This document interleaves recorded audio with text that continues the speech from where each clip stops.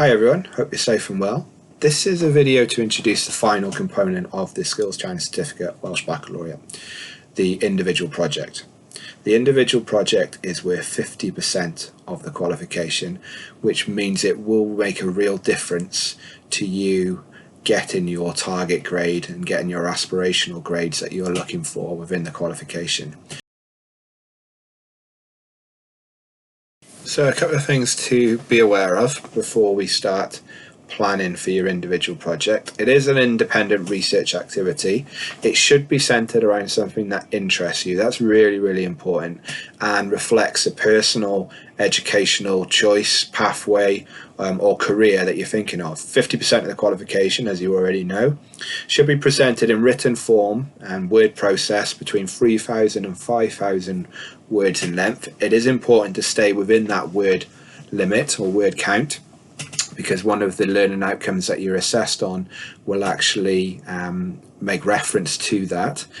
It should be or should include a variety of primary research that you'll undertake yourself and secondary research, and should have a variety of graphs, images, statistical tables, numerical data, diagrams, drawings that's appropriate for that project. Can be based on a key question or hypothesis, and we'll talk about those difference between those a little bit later. And there are no controlled tasks, which means that you can submit pieces of work to be marked and to be amended, but there will be deadlines to meet. So the structure of the individual project follows a very recognisable structure for research projects, particularly at university level, where you would carry out a dissertation based on an element of your course. Universities really like the individual project because they consider it a mini version of that, a mini dissertation if you like, because of the skills that it develops, because of the ability to be able to effectively research, to present information, to analyse information and to draw conclusions from that data. Once you've got your title and your introduction, you will set aims and objectives, and we'll talk about what they are in a little bit later. You will carry out research methods. So what are going to be the most effective ways for you to obtain your data, to carry out your research, whether that's primary data that you're getting yourself or secondary data that other people have got, and that you want to use as part of your project. You'll analyse that data, including some statistical or numerical data as part of it. And then you'll present that information in the main body, and the main body will go back to being linked to those aims and objectives. You'll draw conclusions throughout, but we'll have a specific conclusion at the end. And then finally, you'll do a self-evaluation based on the skills that you've developed throughout this process. There will be a bibliography as well, which will include effective referencing for all the sources that you obtain throughout the project. So when it comes to the focus and the title of your individual project, it's really important that you focus on something that you are interested in, something that you're really passionate about, something that maybe you are thinking of taking as a course at university or is linked to a career pathway that you may undertake after sixth form or after university itself. So just going to share with you a few examples of how previous students have approached their individual project, whether the project was linked to career choices, whether it was linked to university courses they're thinking of applying for, but all were certainly topics that students were passionate about and had an interest in. So students that went on to study medicine at university, in the past, they focused on different funding of healthcare systems in various different countries or within the UK and different regions. They've looked at what are the factors that contribute to successful meeting of ambulance response times and targets. They've looked at prevention and control of diseases and research into vaccines. One student who went on to become successfully awarded an apprenticeship with Airbus focused on the safety considerations when designing wings for their large passenger airplanes.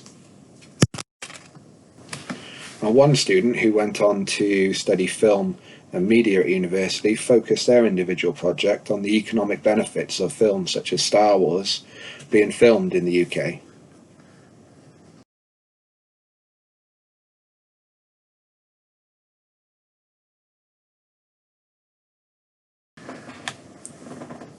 When it comes to your title, you can either phrase it as a key question, or you can phrase it as a hypothesis that you might want to find out is correct or incorrect.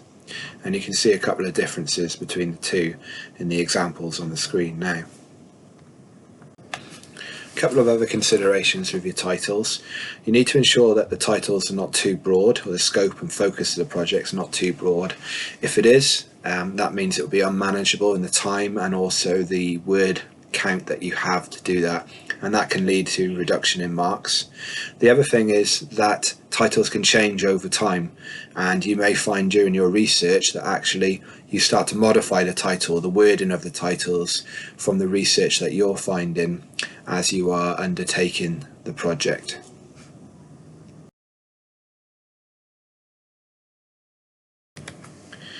In order to answer your key question or your hypothesis, it's really important that you set some aims and objectives. These will help keep your focus of your project specific. They'll also help ensure that you get access to the right data using the right methods that you're able to then to sufficiently analyse and draw conclusions from.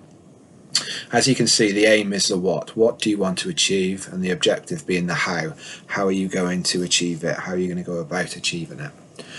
So for example, if you wanted to gather, one aim could be to gather people's opinions on racism within lower league football in Wales. An objective for that could be that you'll conduct an interview or interviews with past or present footballers to get their experiences and their opinions on that issue. On the PowerPoint that accompanies this presentation, there's a couple of additional activities and examples that you might want to have a look at. For example, this slide here has got a number of different aims and objectives, and it's asking you to identify them within the statements on the screen. There's also this action verb slide, which provides examples of how you can incorporate those verbs when writing your aims and objectives.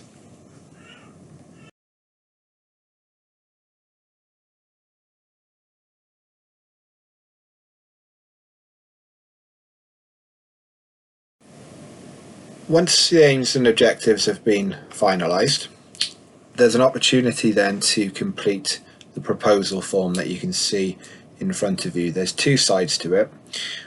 It does outline what you are thinking as a focus, as a title, and what your aims and objectives might be to meet that title or key question. Once those have been agreed with your form tutor will sign that proposal off, and at that point that means that you can carry on with the rest of your project. If there are any things that need to be amended, the form tutor will go back to you with those suggestions, and then you can have a look at making those amendments and then resubmit this proposal form based on those amendments. At that point then you can continue with your research, and then you can begin to put the main body together of your project. So that's the initial introduction, aims and objectives, and the proposal form, which will take you up to the next week or so. There's lots more information, primarily on the student shared area. There's lots of different resources, PowerPoints to take you through all those different sections.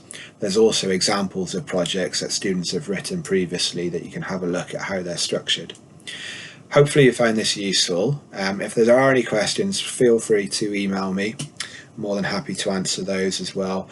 And of course your form tutor will be provided more information over the next couple of weeks with your individual project. Thanks very much. Take care. Bye.